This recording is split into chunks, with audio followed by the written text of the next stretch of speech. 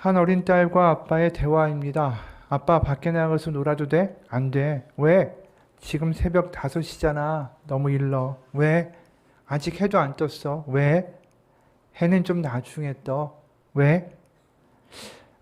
지구가 자전을 해서 얼마간 돌면 해가 지평선에 뜰 거야. 왜?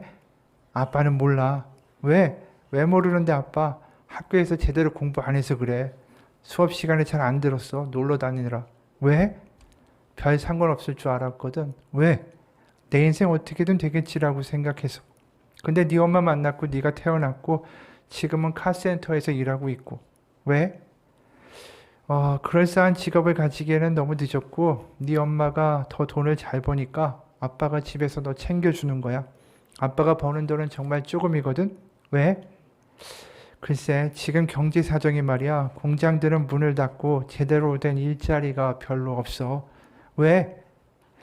이전에는 그런 일자리가 있었지. 예전에 운이 좋았던 거고 지금은 좀 운이 나쁜 거야. 왜? 세상이 원래 그래. 왜? 하나님만 아시겠지. 알았어, 아빠. 이 부녀의 대화에서 알게 되죠. 우리가 많은 질문들을 인생에서 던지고 있지만 우리 스스로도 그 답을 알지는 못합니다. 결국 모든 문제의 답의 끝에는 하나님이 계시다라는 거죠. 그런데도 우리는 계속해서 우리가 가지는 이 인생의 질문들의 답을 스스로 찾으려고 했습니다. 마치 스스로 수수께끼와 같은 인생의 답을 찾으려고 발버둥 치고 애쓰면서 살죠. 나는 인생의 답을 안다라고 주장하기도 하고. 김미경이라는 분이 쓴 살아있는 뜨거움이라는 책이 있는데 그 중에 일부분입니다. 얼마 전 TV에서 배우 윤여정 선생님의 인터뷰를 보게 됐다. 평소 좋아하는 분이라 눈여겨봤는데 이런 이야기를 하더라. 예순이 돼도 몰라요, 인생을. 내가 67살이 처음이야, 인생이. 처음 살아보는 거기 때문에 아쉬울 수밖에 없고 아플 수밖에 없어. 듣고 보니 그 말이 맞았다. 나도 올해로 벌써 51살이 됐지만 아직도 모르겠다. 이 나이로 살아보는 건 내 평생 처음이라서. 인생 알 만큼 알 것 같은 50대로 사는 것도 여전히 만만치 않은 것 같다. 50대의 인생의 숙제는 30, 40대와는 색깔도 무게도 또 전혀 다르니까. 뭔가 좀 익숙해질만 하면 인생은 또 다른 수수께끼를 던지니까. 그 때문인지 몰라도 내게는 삶이 평생 연습처럼 느껴진다. 지우고 다시 쓰고 틀리면 다시 쓰는 연습장 같은. 어떤 이는 사는 건 연습이 아니라고 인생은 단 한 번뿐이라고 말하지만 오히려 한 번뿐이기에 인생은 각자에게 늘 처음일 수밖에 없다. 그러니까 늘 아쉽고 아프고 불안할 수밖에. 이분의 글이 공감이 참 많이 가는 이야기죠. 우리는 모두 인생에서 좀 아는 것 같아도 늘 물음표에 부딪히면서 살아가고 있습니다. 이렇게 하는 게 맞는 걸까? 내가 가는 이 길이 옳은 걸까? 이렇게 하면 좀 나아질까? 이렇게 하면 내 인생에서 뭔가 회복이 될까? 그런 진지한 질문들을 던지다가도 이내는 머리 아프다고 하면서 또 그 질문들을 묻어준 채로 망각하고 살아가죠. 그러다가 어느 날 갑자기 또 사고가 터지고 걱정거리가 생기고 그럼 또다시 그 질문을 던지는 도돌이표 같은 인생을 우리가 살고 있습니다. 하나님 없이 살아가는 인생은 계속 이런 질문의 도돌이표의 연속일 뿐입니다. 벗어나지 못하고 발버둥 쳐도 그 질문은 여전히 우리에게 던져져 있는 것처럼 말입니다. 여러분은 어떠십니까?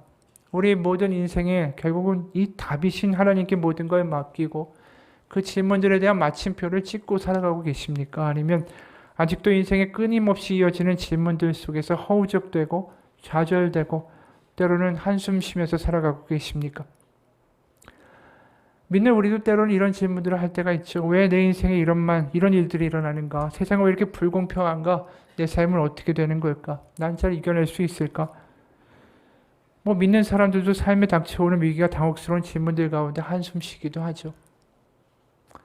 그럼 과연 우리가 믿는 사람으로서 과연 이런 상황 가운데 어떻게 해야 될까? 삶 속에 닥쳐오는 질문들과 문제들 가운데 과연 우리는 절망하고 낭망하는 것으로 끝나는 것인가? 아니면 거기서 어떻게 반응해야 하는 것인가? 그 문제에 대해서 한번 생각해 보고자 합니다.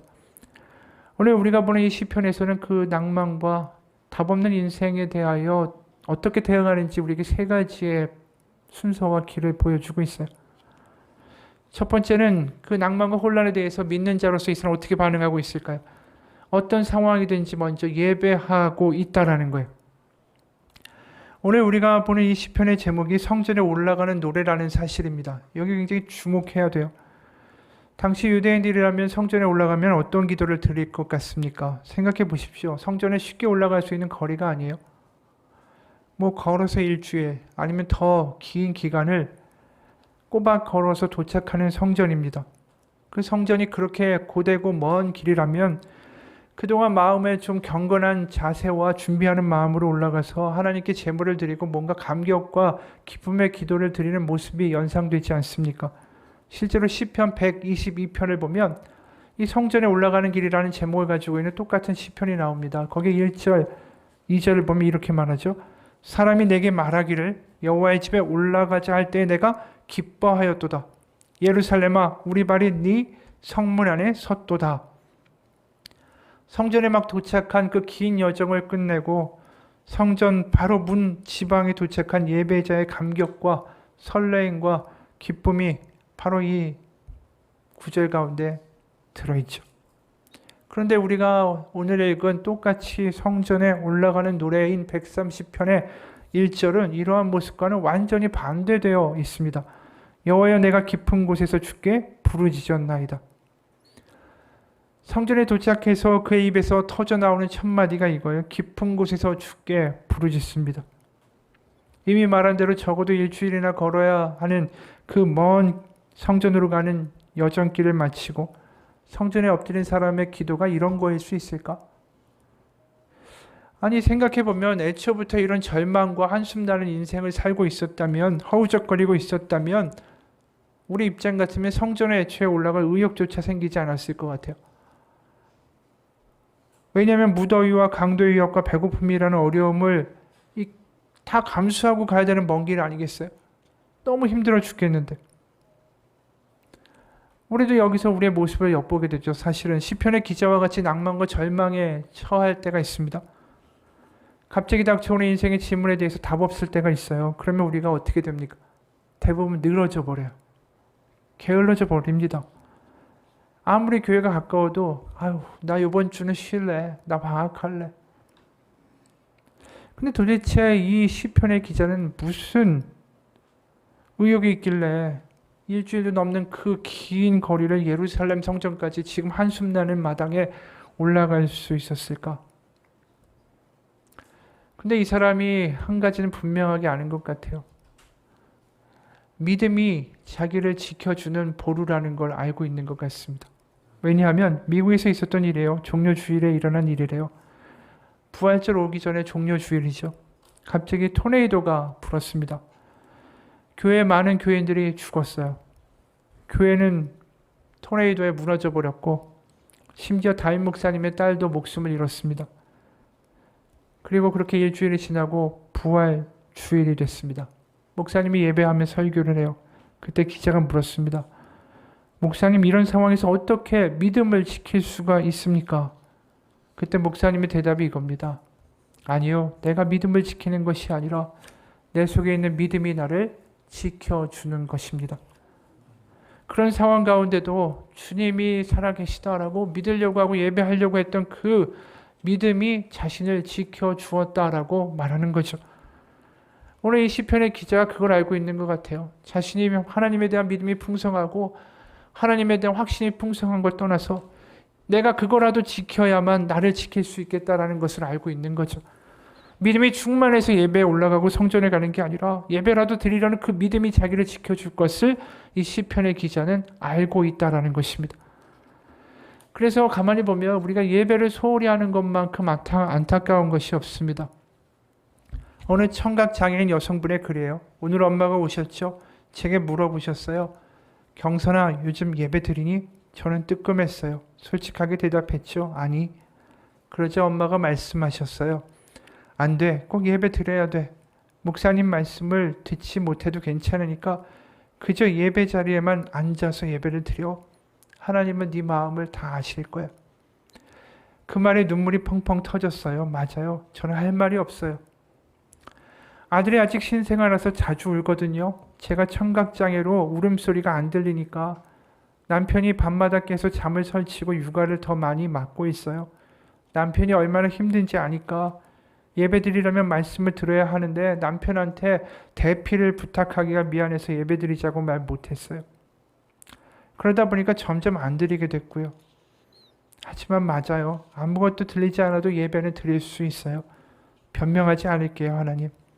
예배 드리자고 말 못했어요. 그러다 보니까 점점 안 드리게 됐고요. 하지만 아무것도 들리지 않아도 저는 예배 드릴 수 있어요. 하나님, 앞으로 예배를 저답게 최선을 다해서 드릴게요. 저를 포기하지 않아 주셔서 감사해요. 사랑해요. 이 귀가 안 들리면서 예배 드린다는 게 어떤 거겠어요? 그런데도 그 예배에 나아가는 것, 그것이 자신을 지켜준다는 걸 분명히 알게 된 거죠. 여러분, 예배에 대한 의욕을 잃어버리는 거, 우리가 예배마저도 드릴 수 없는 지경에 이르는 거, 그건 모든 걸 잃어버리는 것입니다. 더 나아가 자기 자신을 포기하게 되는 거예요. 왜요? 그냥 자기가 느껴지는 대로, 경험되는 대로, 들리는 대로 마구 살겠다라는 이야기하고 똑같기 때문입니다. 슬프면 슬퍼서 예배할 수 있어야 되고 기쁘면 기뻐서 예배할 수 있어야 되죠. 우리가 항상 기뻐하라라는 성경의 말씀을 종종 듣습니다. 하지만 그것이 늘 담대하고 항상 이 기쁨과 감격으로 예배하라는 뜻은 아닙니다. 오히려 우리가 기뻐할 수 없는 상황들이 많기 때문에 항상 기뻐하라고 명령하고 있는 거 아닙니까? 진짜 믿음은 뭘까요? 내가 절망의 수렁에 빠졌을 때 그래도 예배는 가야지라고 말할 수 있는 게 믿음이라는 겁니다. 힘들고 낙담하고 상황이 끔찍해서 그래서 더 예배하는 거, 그게 믿음입니다. 그 믿음이 우리를 지켜주는 거죠. 오늘 시편의 기자는 그것을 너무나도 잘 알고 있습니다. 그래서 내가 울더라도 한숨 쉬더라도 절망하더라도 내가 성전에서 울고 탄식하고 절망하리라. 우리에게도 이런 예배자의 태도가 필요한 게 아닐까요? 낭만과 절망이 우리를 덮치면 압도되고 그러다가 술 먹게 되고 누구 만나서 떠들면서 될 대로 되라 라는 자조에 섞인 한탄에 빠지는 것, 그렇게 침몰해가는 우리의 인생이 너무 불쌍하지 않습니까? 우리에게 문제는 그러기 때문에 문제나 위협 자체가 아닙니다. 우리에게 가장 큰 문제는 뭔지 아십니까? 바로 하나님 앞에 예배할 수 없게 되는 것. 하나님 앞에 울지 않는 게 진짜 문제입니다. 생각해 보세요. 근데 애초부터 우리에게는 모든 문제에 대한 답을 가지고 있지 않습니다. 우리 앞에 닥치는 갑작스러운 사고, 죽음, 어려움, 그 모든 것에 대한 답을 애초에 할 수 있는 능력이 우리에게는 없습니다. 결국 하나님 앞에서 어려운 가운데 탄식하며 드리는 예배의 순간이 찾아와야 되는 거죠. 그리고 거기서 하나님을 만나 하나님의 답을 들어야 되는 순간이 우리 가운데는 반드시 필요합니다. 그래서 예배하러 가는 거, 그게 오늘 시편 기자가 낭망에 대응하는 첫 번째 시작이었습니다. 그래서 일주일을 꼬박 더위와 강도의 위협과 짐승의 위협을 무릅쓰고 성전에 올라가서 외치는 거죠. 1절 2절이에요. 여호와여, 내가 깊은 곳에서 주께 부르짖었나이다. 주여, 내 소리를 들으시며 나의 부르짖는 소리에 귀를 기울이소서. 그리고 이 시편의 기자는 낭망을 이기는 두 번째 단계를 경험하고 있어요. 그건 예배를 드리면서 하나님이 누구신가를 다시 한번 상기하고 기억하게 되는 체험을 하고 있다는 거죠. 3, 4절이에요. 여호와여, 주께서 죄악을 지켜보실진데 주여 누가 서리이까? 그러나 사유하심이 주께 있으면 주를 경외하게 하심이니이다. 그는 그저 성전에서 펑펑 울고만 있지는 않습니다. 그가 연약하고 죄와 허물이 많은 답없는 인생이지만 주께서 사유하심이 있다. 이 사유하심이다라는 것은 용서하신다는 뜻이에요. 그래서 우리가 4절을 공동 번역으로 보면 좀 더 쉽게 이해가 가는데 뭐라고 고백하고 있냐면, 그러나 용서하심이 당신께 있사오니 이에 당신을 경외하리이다. 이 탄식과 울음과 좌절의 이 흐느낌 가운데 뭘 느끼고 있는 거냐면, 내가 정말 엉망이고 어떻게 보면 스스로 내가 빠진 이런 어리석음의 이 모습이고 때로는 답 없이 알 수 없는 환난과 어려움에 처해 있지만 이게 하나님이 나를 버리신 것이 아니라 하나님은 여전히 나의 선한 아버지가 되신다라는 걸 느끼고 있는 거예요. 그러니까 하나님의 사랑을 기억하는 게 아니에요. 압도되고 있는 거지. 그래서 4절의 표현이 좀 전에 보았을 때 용서하심이 당신께 있사오니 이에 당신을 경외하리이다. 그러니까 용서하신다라는 말은 하나님이 우리를 사랑하시고 포기하지 아니하시는 것이 하나님께 있사오니 내가 그래서 하나님을 사랑합니다라고 표현하지 않고 경외합니다라고 표현하고 있어요. 이 이야기가 뭔지 아십니까? 하나님의 사랑과 용서하심이 얼마나 자기에게 압도되면 경외한다라는 단어를 쓰고 있는가라는 거예요. 경외라는 단어 자체가 두렵고 떨린다는 뜻 아닙니까? 우리가 흔히 착각을 하고 있는 게 이 경외라는 단어예요. 우리는 죄인이고 허물이 많기 때문에 하나님이 거룩하시고 우리를 벌하실 수 있는 존재이기 때문에 우리가 두렵고 떨며 그분을 경외해야 한다라고 이해하고 있습니다.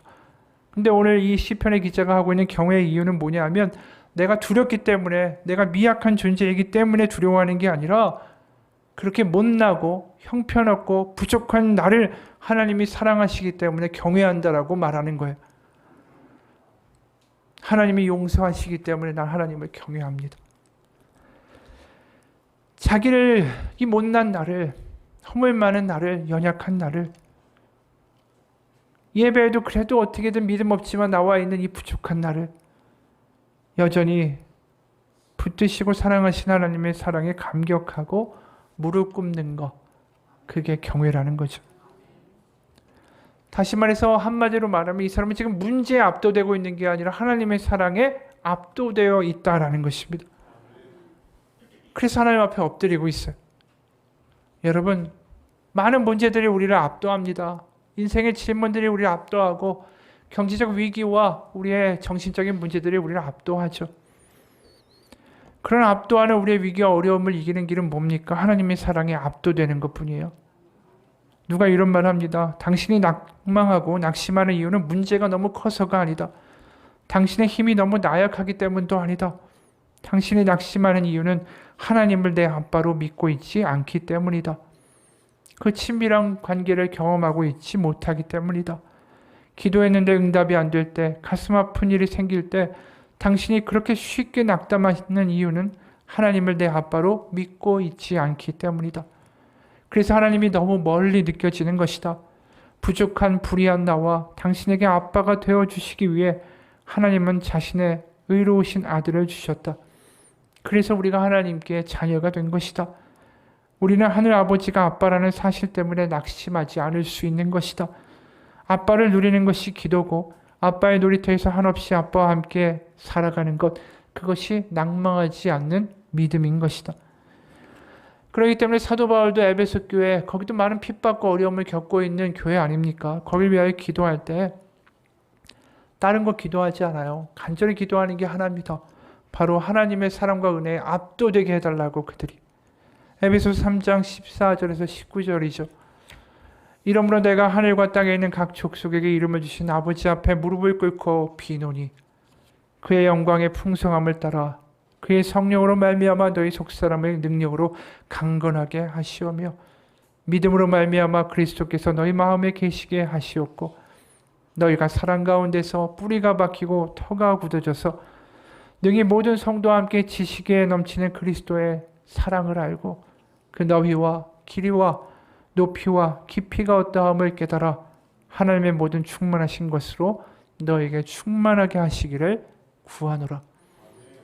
하나님의 사랑이 얼마나 충만하신지 그 깊이와 너비와 폭과 길이를 알아 그 충만하심이 너희를 압도하기를 내가 간구하노라.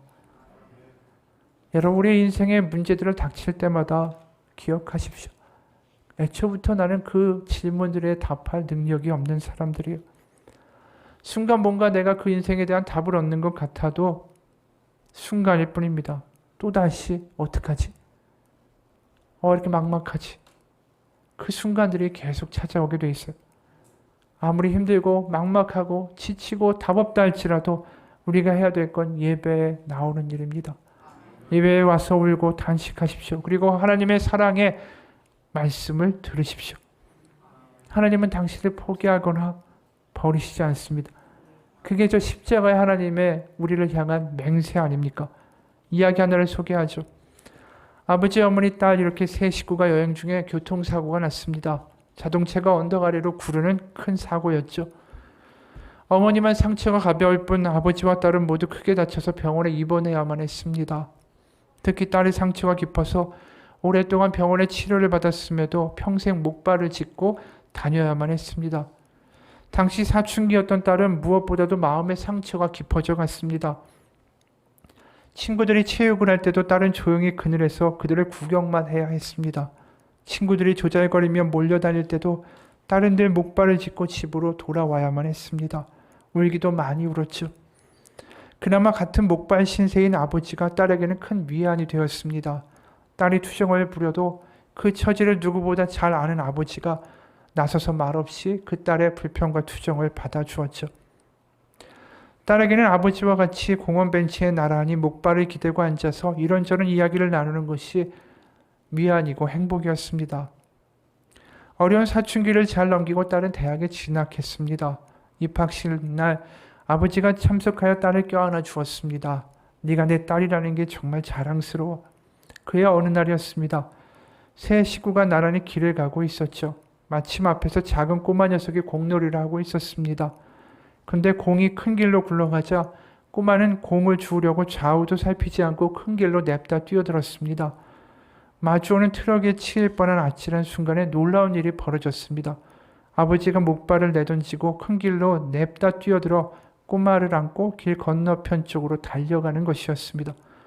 아버지가 뛰어가는 모습이 너무나 날쌔고 자연스러웠습니다. 딸은 도무지 자신의 눈을 믿을 수가 없었죠. 잠시 후에 어머니가 다가와서 딸을 꼭 껴안아주면서 이렇게 속삭였습니다. 얘야, 이제는 말할 때가 된 것 같구나. 사실 너의 아버지는 전혀 아프지 않으시단다. 퇴원 후에 다 나았거든. 그런데 네가 목발을 짚어야 된다는 사실을 알고 나서 아버지도 목발을 짚겠다고 자청하셨어. 너와 아픔을 같이 해야 한다고 하시면서 말이야. 이것은 아빠 회사 직원들은 물론이고 우리 친척들도 아무도 모르는 사실이란다.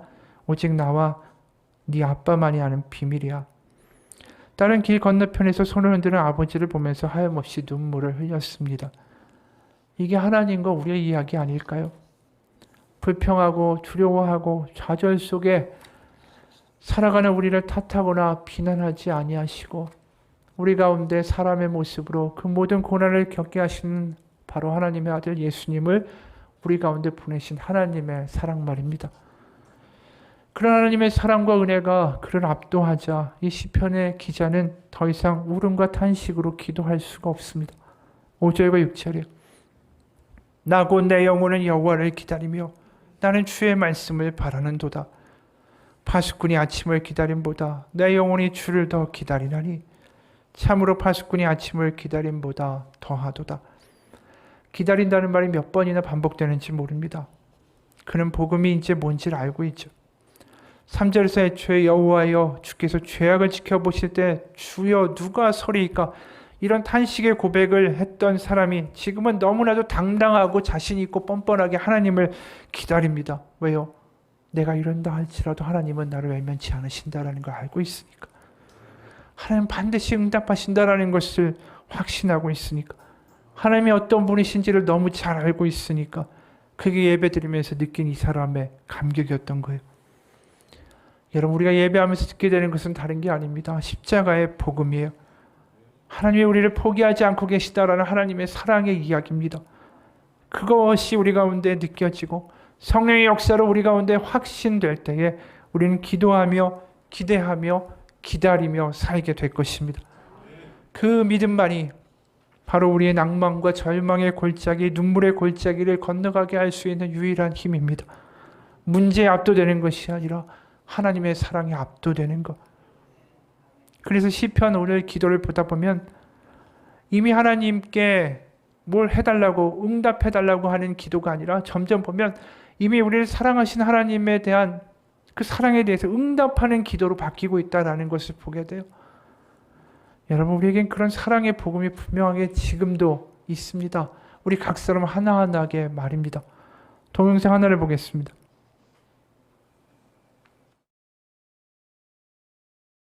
저는 입양인이에요. 그러니까 제가 입양됐어요. 네. 네, 그러니까 나중에 알게 된 사실인데 미혼모의 몸으로 제가 태어났고 저는 좀 고아원에서 좀 지내다가 고아원에서 입양기관으로 보내지고 그 입양기관을 통해서 저희 부모님을 만난 거예요. 근데 그거를 이제 중학교 2학년 때 알고 입양 사실을 알고 많이 방황을 많이 했어요. 많이 힘들고 좀 극단적인 생각을 많이 했어요. 그러니까 왜냐하면 한 번도 경험해보지 못했던 마음을 그 입양 사실을 알고 경험한 거예요. 그 마음이 비참한 마음. 그러니까 내가 버려진 존재라는 사실. 그러니까 부모님을 친부모님으로 알고 사셨는데 그 부모님의 사랑은 그대로인데 또 불구하고 네네. 그러니까 마음속에 두 가지 마음이 항상 존재해요. 어떻게 그런데 우리 엄마 아빠가 나를 이렇게 사랑해 주시지? 낳지도 않았는데 그때의 생각에. 근데도 마음속에 또 한 구석에는 배신감이 막 느껴지는 거예요. 왜 얘기도 안 하고 그냥 되게 나만 혼자 바보처럼 살았던 인생 같고 얼마나 엄마 아빠나 가까운 친척들이 나 없는 자리에서 맨날 내 얘기를 했을까 막 이런 생각들 다 알고 있을 거 아니에요. 가까운 가족들은 내가 그러니까 그거에 대한 막 배신감과 분노 이게 자꾸 잘못 이렇게 공격적으로 막 흘러가더라고요. 그렇죠. 예. 참 중학생으로서는 품을 수 없는 되게 나쁜 마음이 예, 악한 마음이 제 안에 참 많았어요. 예, 그리고 막 심지어 평범한 그냥 행복해 보이는 가정이 아이들이 싫었어요. 그냥 나랑 다르다는 이유로. 그래서 참 많이 좀 삐뚤은 행동들도 많이 했고 예, 저희 부모님도 계속 좀 내가 마음이 아픈 만큼 화나게 자꾸 하고 싶은 마음 그런 것 때문에 저희 온 가족이 많이 힘들었죠. 이제 저도 부모가 돼 보니까 어떻게 그 시절을 이겨내셨을까? 마음 많이 저는 정말 나라면 못할 것 같다라는 생각이 들 정도로 정말 많이 두 분이 그럼에도 불구하고 저희 어머니가 그 미용실을 운영하셨었어요.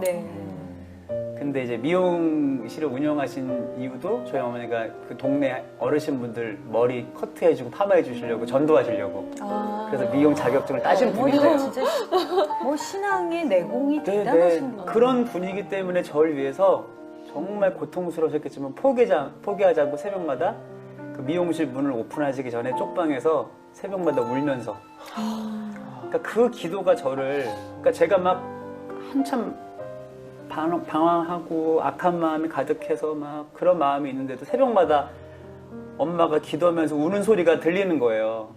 근데 마음속에 막 짜증이 나요. 아, 왜 진짜 저렇게 새벽마다 막 울면서 자꾸 기도해. 막 그것도 막 싫고. 근데 하루도 쉬지 않고 계속 기도하는 그 기도 소리가 단 한마디도 엄마를 위한 기도, 뭐 미용실 잘 되게 해달라는 기도 없어요. 다 저를 위한 기도예요. 우리 아들 좀 살려주세요. 우리 아들 다시 잘 살아갈 수 있겠습니다. 이런 기도. 근데 그 기도가 정말 신기하게 제 그 막 날카로운 마음을 점점 이렇게 깎아가더라고요. 그 기도가 계속 쌓이는 거예요. 아, 결국에는 엄마는 엄마의 인생보다 나를 위해서 저렇게 눈물의 기도를 헌신해 주시는구나. 그게 사랑이구나. 그게 정말 저는 이 이야기에는 정말 어머니가 주인공 같아요. 네, 왜냐면 그렇게 그럼요. 그 오랜 세월 고난을 겪고 또 아들이 반항하는 것도 보고 막 엇길로 나가는 것도 보고 계속 기도하시는데 지금 아들이 이렇게 훌륭하게 하나님의 종이 됐어요. 기도의 응답이 목사님이 됐어요. 네. 그 얼마나 네, 기쁘실까요, 진짜 지금? 저희 어머니가 그렇게 하나님을 사랑하시는 분이셨으니까 하나님도 저희 엄마를 사랑하셨나 봐요. 일찍 데려가셨어요. 그래서 2003년 9월에 네. 너무 일찍 하나님이 데려가셨어요. 어머니가 연세가 그 당시에 이게 환갑도 안 되고 돌아가셨으니까. 근데 지금 만약에 살아계셨으면 이제 그럼 이른이 좀 넘는 목사님 나이지. 되신 거 못 보시고요. 근데 저희 엄마의 기도가 뭐였냐면 되게 황당하게도 저한테 이런 말씀을 하시는 거예요. 요한아, 엄마가 너한테 뭐 많은 걸 줄 수 없지만 너를 위해서 늘 기도하고 있다고. 그러면서 엄마가 하나님한테 너 목사님 되게 해달라고 기도했다 이러는 거예요. 그래서 제가 그때 처음 들었을 때는 어릴 때 종종 그런 말씀을 하셨거든요. 아니 그 기도를 왜 엄마가 하는지 내 인생인데 왜 나한테 허락도 안 줬다. 엄마 그 기도 그렇게 막 하는 거 아니라고 이럴 정도로. 근데 제가 목사 그 준비를 하면서 제가 얼마나 근데 눈물이 멈추지 않았어요. 그리고 그 이제 안수식 날 선배님들이 와셔서 저 목사 안수식을 도와주시는데 그분들이 이렇게 목사 안수 받으면서 우는 목사 처음 봤다고. 저는 그 다른 눈물이 아니라 엄마 때문에. 네. 엄마의 기도가, 그러니까 자녀를 품고 포기하지 않는 그 부모의 기도는 진짜 응답되는구나. 그게 너무 정말 도전받아요. 저도 저희 아들을 네, 위해서. 진짜로 포기하고 싶은 순간이 얼마나 많으셨겠어요. 저희 어머니도. 그러니까요. 기도 아무리 해도 더 삐뚤어나고 변화되지 않는 모습 보면서 포기하고 싶었을 텐데, 하나님이 이 아들을 포기하지 않는다는 그 믿음이 있으셨구나. 네. 그게 이제 더 많이 네. 느껴지죠.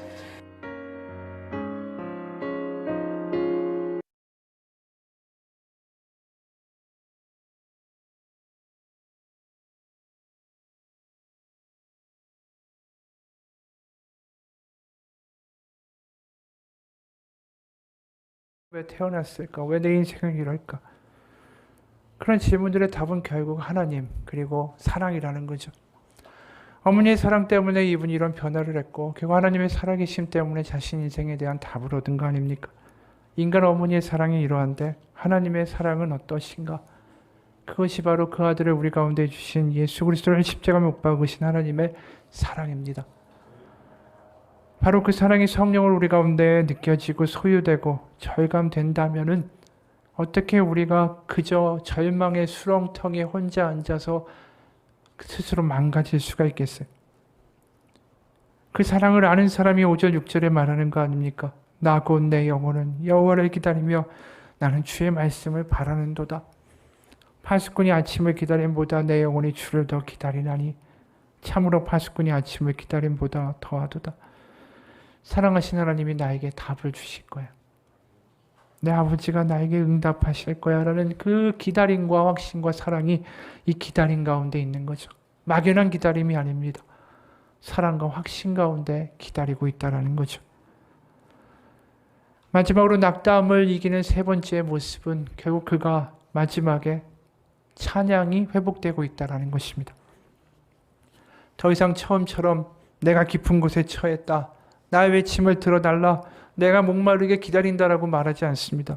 어느 순간 나라고 말하는 1인칭이 사라지기 시작해요. 자신에 대한 걱정에서부터 자유로워집니다.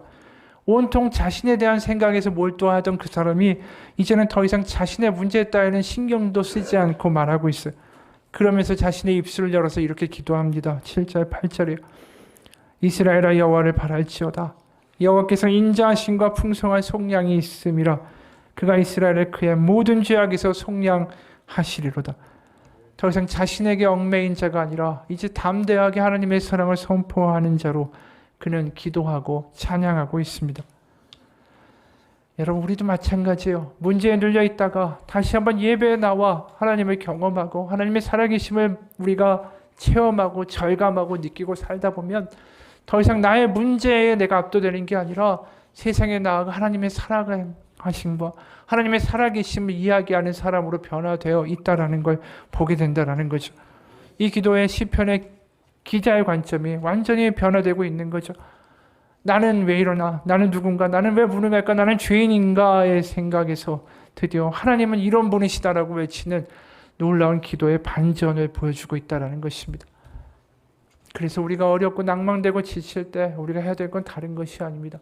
낭망 속에서 그저 허우적거리고 스스로 우울함에 빠져 있고 열등감 잔치를 벌이는 것이 아니라 그럴수록 예배에 나와 하나님의 사랑을 다시 한번 경험하고 하나님의 사랑에 압도되어 더 이상 문제가 아닌 하나님을 찬양하는 인생을 살아가도록 우리는 부름받은 것입니다. 미국 신학교의 한 교수님의 글이에요. God is good all the time, all the time. 하나님은 선하시다, 늘 선하시다. 이건 내 할머니가 늘 부르던 찬양의 후렴이다. 흑인의 오순절 교회의 독실한 신자였던 할머니는 자상하지만 굳센 분이었다. 어떤 시련과 좌절에도 어떤 핍박과 인종차별에도 불구하고 늘 여호와의 선하심을 외치고 다니셨다. 어릴 때 난 이런 늘 하나님이 선하시다는 노래의 후렴을 마치 주문처럼 늘 외우고 노래하던 할머니가 습관인가 보다 생각했다. 하지만 그 안에 깊고 깊은 한숨과 고뇌와 어둠의 시간도 있었음을 깨닫지 못했다. 내가 자라서 청년이 됐을 때 난 인종차별이 미국의 모든 곳곳마다 심지어 교회 안에서까지 깊게 스며들고 있음을 깨닫게 됐다. 그런 끔찍한 현실 앞에서 하나님의 선하심을 고백하고 늘 노래한다라는 거 어떤 나에게는 먼 이야기처럼 느껴졌다. 마치 할머니의 그런 늘 하나님이 선하시다고 노래하는 그 노래의 후렴구, 현실의 정의와 평등이란 무거운 주제를 벗어나기 위한 일종의 도피처럼 느껴지고 맹신적이고 그저 천국만을 바라보는 피안의 읊조림처럼 느껴지기도 했다. 그러나 난 그 할머니가 부르던 그 노래가 얼마나 풍성한 흑인 기독교의 전통에 기인했다라는 것을 몰랐다. 바로 우리의 선조들이 노예로 살며 말로 할 수 없는 차별과 불의 속에 살았을 때 바로 불렀던 영가이기 때문이다. 그 곡 안에는 저 멀리 계신 하나님뿐 아니라 바로 우리와 함께 이 고난을 같이 하시는 하나님의 이야기가 들어있었다. 노래의 가사가 그분은 왕 중의 왕이시며 주 중의 주시로다. 예수 그리스도 처음과 나중 되시는 분, 그분 같은 이 없네. 그분은 하늘과 세상의 기초를 쌓으셨도다. 그분 같은 이 없네. 그분은 모든 곳에서 그의 백성을 모으시네. 그분 같은 이 없네. 그분은 가나안의 성막을 세우신다. 그분 같은 이 없네. 그분은 로마 제국을 물리치셨다네. 그분 같은 이 없네. 바로 실제로 이 선조의 찬양의 하나님은 멀리 있는 분이 아니었다. 바로 예수님의 피와 살, 이 땅에서 행하신 그분의 역사, 세상의 권세를 무너뜨리시는 역사를 바라보는 찬양이었다. 그러면서 후렴에서 늘 외치는 이야기, 하나님은 선하시다. 늘 선하시다. 바로 그 찬양은 막연한 것이 아니라 어려움과 냉혹한 현실 속에서도 역사하신 하나님을 부르짖는 것이었다. 나는 어떤 고난 속에서도 탄식은 반드시 찬양과 함께 해야 한다는 것을 그때 배웠다. 이제 나도 그런 할머니의 뒤를 따르고 있다. 하나님 어떤 분인가? 그분은 언제나 선하신 분이다. 그분은 우리의 반석이시고 우리의 가장 큰 고통을 너무나 잘 아시는 분이며 그분은 이 고통과 죽음으로 억압과 차별과 살인으로 가득 찬 세상에 직접 뛰어 들어오신 하나님이시자 결국 승리하신 승리자시다. 하나님은 선하시다. 그 찬양은 현실 도피가 아니라 바로 절망 속에서 드리는 기도고 소망의 찬양이었던 것이다. 우린 결코 혼자가 아니다. 약자와 소외되고 버려진 자와 함께 하신 하나님이 결국 함께 하실 것이다. 이것이 바로 끊임없는 찬양이다. God is good all the time. 하나님은 언제나 선하시다. 바로 이 흑인 할머니의 찬양이 오늘 시편의 마지막 고백이 아닐까요? 이것이 우리의 찬양이 되어야 하는 것 아닙니까? 우리가 지금 절망과 한숨의 골짜기를 지나가고 있다면 지금 예배에 나오신 것, 바로 그 골짜기의 늪에서 첫 발자국 뛰고 나오신 것입니다. 이제 다시 하나님의 복음을 들으시고 그분의 사랑에 압도되는 성령의 만지심이 있기를 축원합니다. 그리고 다시 삶으로 돌아가 그 크신 하나님을 입술로 선포하는 찬양의 삶으로 회복되시기를 주님의 이름으로 축원합니다. 기도하겠습니다. 하나님, 어느덧 삶 속에 닥치는 문제와 끊임없는 질문들 가운데 나도 모르겠다라고 포기하게 되고 어느 순간 예배조차도 귀찮아지고 모든 것들이 그저 되는 대로 사라지는 인생 속에 살고 있는 우리의 모습인지 모릅니다. 하나님, 다시 한번 예배의 자로 아무리 힘들고 지치고 슬퍼도 예배하는 자로 나아갈 때 그때의 그 예배가 나를 지켜주고 그리고 그 믿음이 나를 지켜주고 그 예배하는 사람 가운데 하나님의 사랑이 넘치도록 경험되는 성령의 역사들이 우리 가운데 있게 하여 주옵소서. 하나님 우리를 사랑하신다라는 것이 머리로만 아는 것이 아니라 우리의 가슴과 우리의 전 존재를 흔들어가는 놀라운 사건이 되도록 하나님 역사하여 주옵소서. 성령의 만지신 가운데 문제에 압도되는 게 아니라 하나님의 사랑에 압도되어 살아갈 수 있는 믿음의 사람이 되게 도와주시고 그때 나의 문제가 작아 보이고 하나님이 커 보이는 역사가 있게 하여 주옵소서. 그래서 내가 억지로 찬양하는 것이 아니라 하나님이 크신하기 때문에 크신 하나님을 만났기 때문에 하나님의 사랑에 압도되기 때문에 입술을 열어 찬양할 수 있는 은혜들이 우리의 삶을 인도해 가게 하여 주옵소서. 살아계신 우리 주 예수 그리스도의 이름 받들어 기도합니다. 아멘. 같이 기도하겠습니다.